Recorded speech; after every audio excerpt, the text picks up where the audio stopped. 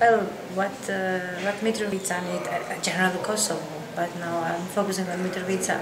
What Mitrovica need is workplaces. I think this is the only way, how to say, that we can work also on peace and reconciliation in getting normality to this town, because it used to be industrial town and there were so many people working and depending on the industry, and now in the last 12 years almost nothing was invested, and it's one of the 10th of the people what was before it is working in Trepča, which is now people know that in a way they gave up from Trepča, because at the beginning expectations were so high that the working places will be on the greater number, and I think that should be the focus, and just to invest on those development projects that would create working places for people. Because if people will have work to do, they will not think who you are you Albanian or are you Serb? They will not have even time to read the news, to see the television, what the politicians have to say, in order to get, they will not even feel the pressure, political pressure. Therefore, they will just work together, they will cooperate together in order to, to move forward. And as we are all kind of aiming this common future, this EU integration, and in one way I understand the risks, because yes, this part of Kosovo, Mitrovica, is in. It's obvious that is lack of rule of law, especially if we speak on the north, and still EU-LEX mission did not manage just to start and do their job, as it was expected by people. And I understand that part of risk, from the investor side. But in the same time,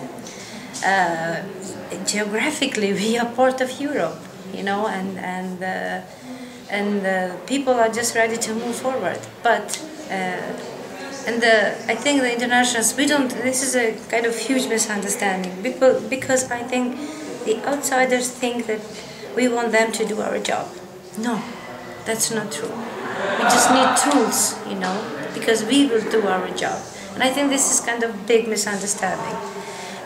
If we speak about corrupted government, we just need also diplomats, international community to help us fight corruption.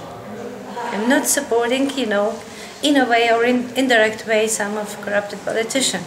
So this is what people need, and I can say here, because especially from the civil society, there are lots of efforts in fighting corruption. There are lots of efforts that indeed to translate this kind of what the standards for EU means for the people, because it's not only when we have the progress report, we read what they say and then fulfill, but kind of in natural way what the European integration means, because it was not kind of translated, if I can say very well, into the kind of people's language.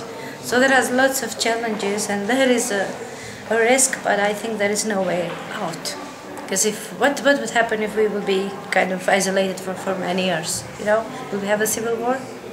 Those people want to have, Europe wants to have people illegally going in other countries. I don't think that Europe wants that.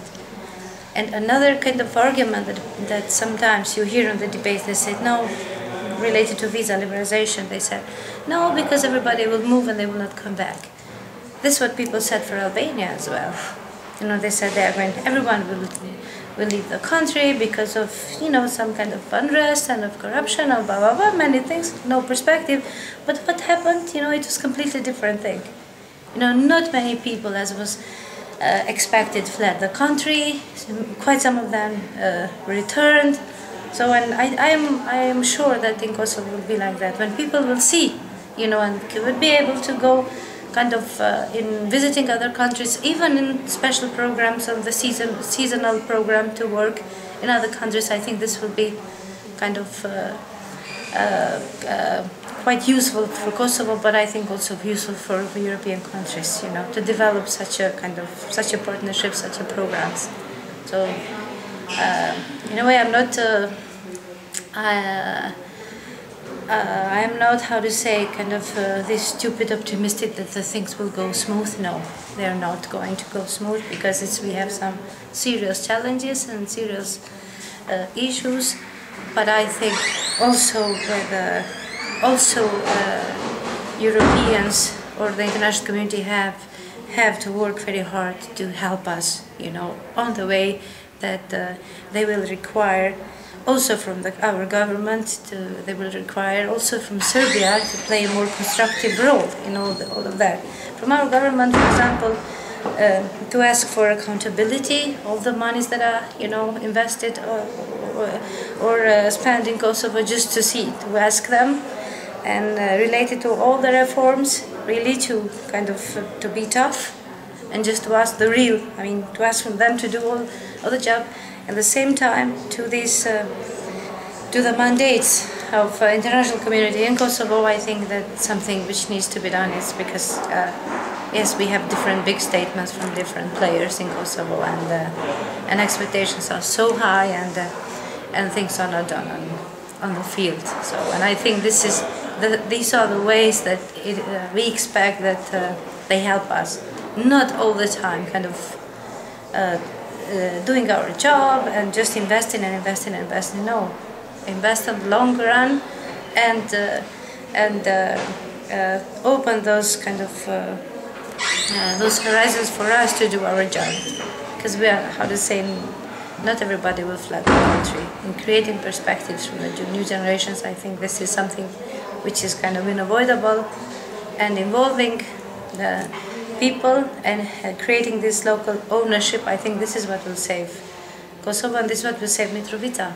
Because if the people from Mitrovica will be asked from the beginning and be involved in all the processes, this will not happen. I'm 100% sure.